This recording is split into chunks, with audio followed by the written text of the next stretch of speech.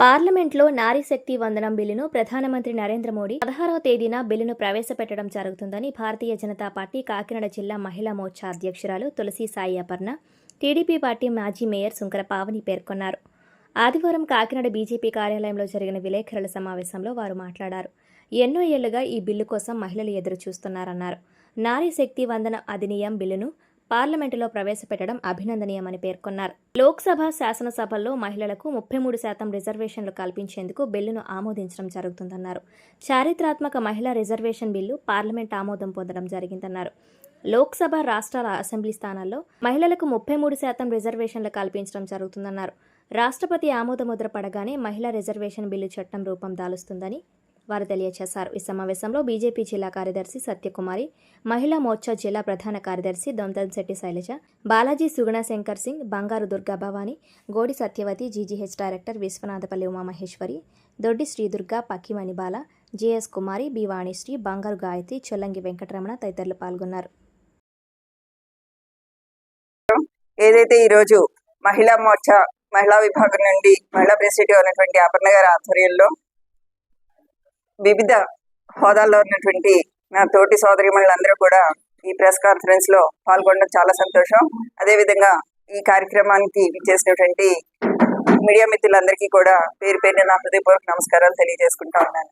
అదేవిధంగా మరి ఈరోజు చూసుకున్నట్టయితే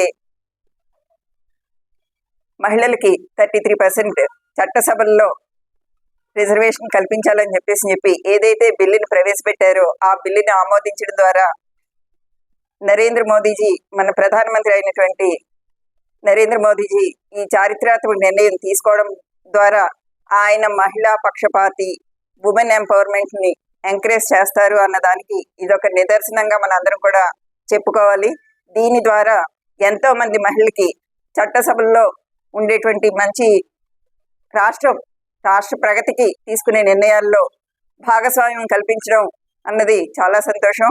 ఆ అవకాశం కల్పించినటువంటి మన ప్రధానమంత్రి వర్యులు శ్రీ నరేంద్ర మోదీ గారికి మా మహిళలందరి తరపున ప్రత్యేకంగా ధన్యవాదాలు తెలియజేసుకుంటా ఉన్నాను. ఏదైతే మరి ఆయనది ఒక స్లోగన్ ఉంటుంది, బేటీ బచావో బేటీ పడావో అని చెప్పి ఆ స్లోగన్ ఇంకా ముందుకు తీసుకెళ్తే ఈ రోజు చట్టసభల్లో కూడా ఆయన మాకు ఇంత మంచి అవకాశాలు కల్పించడం ద్వారా ఆయనకు మహిళల పట్ల ఉన్నటువంటి ఒక చిత్తశుద్ధిని నిరూపించుకున్నారు.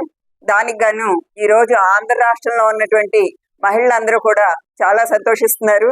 అన్ని రంగాల్లో మహిళలు ముందంజలో ఉన్నారు.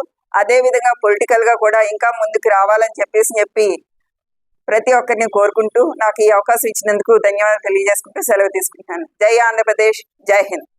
ఏంటంటే చట్టసభల్లో మహిళలకి 33% రిజర్వేషన్ మోడీ గారు అనౌన్స్ చేశారనమాట అండి. ఈ చట్టసభల్లో 33% రిజర్వేషన్, దీనికి పేరు వచ్చేసి నారీ శక్తి వందన అభియాన్ అని చెప్పి పేరు పెట్టడం జరిగింది. లోక్సభ మరియు పార్లమెంట్ సెషన్ లో కూడా మహిళలకి సమాన హక్కులు, అలాగే మహిళలకి వచ్చేసి డెసిషన్ మేకింగ్ గా కూడా ఉండగలరని చెప్పి ఒక నినాదంతో మోడీ గారు ఈ రిజర్వేషన్ అనేది అనౌన్స్మెంట్ చేయడం జరిగిందండి. దీనికి కూటమి తరపున కూడా మహిళలు అందరూ చాలా సపోర్ట్ చేస్తున్నారు. అందు గురించి ప్రెస్ కాన్ఫరెన్స్ ఇవాళ పెట్టడం జరిగింది. ఇప్పుడు దీనికి ముఖ్య అతిథిగా విచ్చేసినటువంటి సుంకర పావని గారు మాట్లాడమని చెప్పి కోరుతున్నాను.